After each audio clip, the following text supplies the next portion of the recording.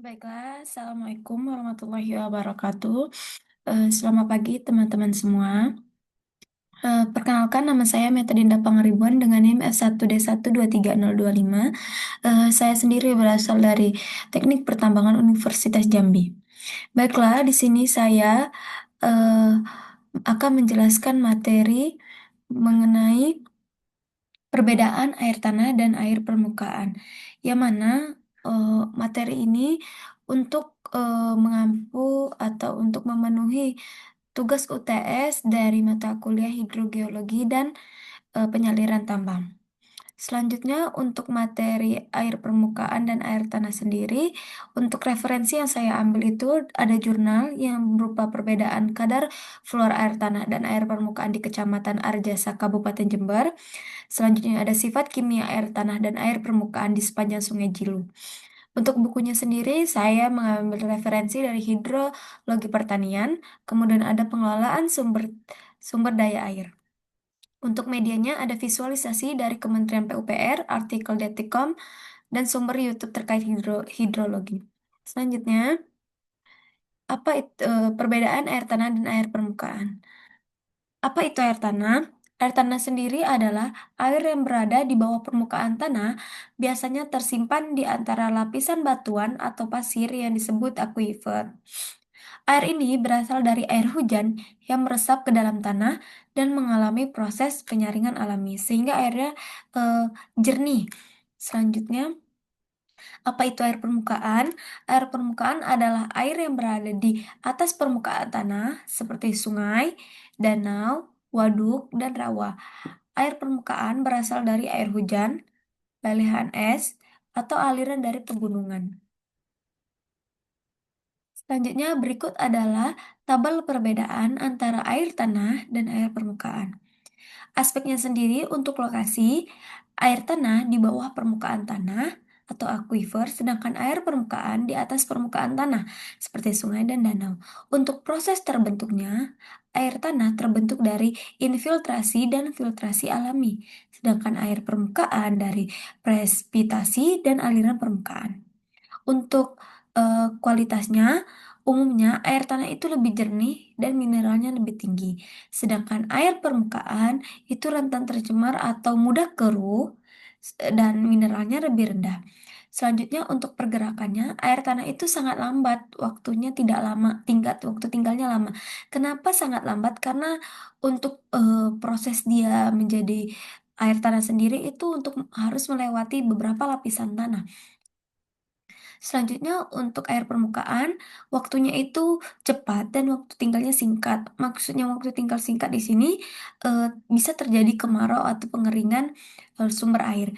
Kemudian cara pengambilannya untuk air tanah sendiri bisa dengan sumber gali maupun sumber bor. Untuk air permukaan itu bisa langsung diambil permukaan. Untuk resiko pencemarannya, air tanah sendiri sulit dipulihkan jika sudah tercemar karena letaknya yang di bawah permukaan. Untuk air permukaannya mudah tercemar tapi mudah dipulihkan. Seperti sungai yang sudah tercemar itu seperti dari sampah, pencemarannya itu bisa kita melakukan dengan pembersihan sampahnya.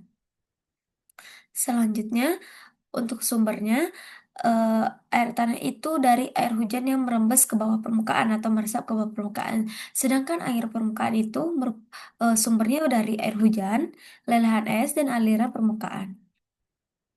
Selanjutnya dari hasil penelitian jurnal, yang mana pada jurnal satu perbedaan kadar fluor, penelitian di Jember menunjukkan kadar fluor air tanah lebih tinggi dibandingkan air permukaan, yang mana hal ini dipengaruhi oleh kelarutan mineral, porositas tanah, dan waktu tinggal air di bawah tanah.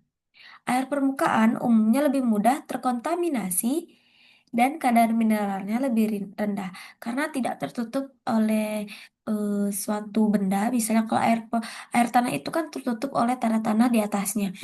Untuk sifat kimia airnya, studi di Sungai Jilu sendiri di Kota Malang menemukan bahwa sifat kimia air tanah dan air permukaan di lokasi tersebut memiliki sifat yang relatif identik. Yang mana hal ini menunjukkan adanya interaksi antara air tanah dan air permukaan, terutama di wilayah yang sistem hidrologinya saling terhubung. Kemudian hasil interpretasi dari temuan jurnal tersebut yang tadi barusan saya jelaskan itu, yang mana kualitas air tanah cenderung lebih stabil dan lebih tinggi eh, kandungannya, kandungan mineralnya, karena proses filtrasi alami di bawah permukaan.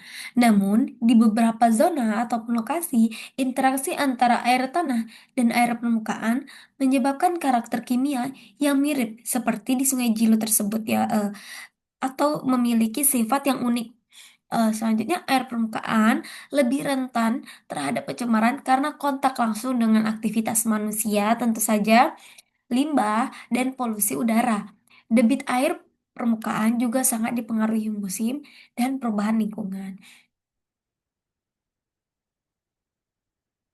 Selanjutnya, pengeboran.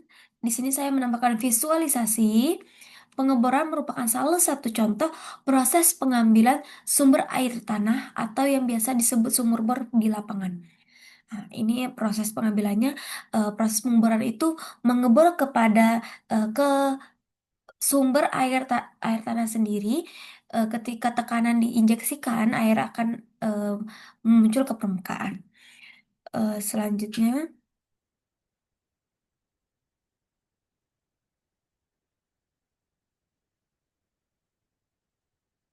hmm,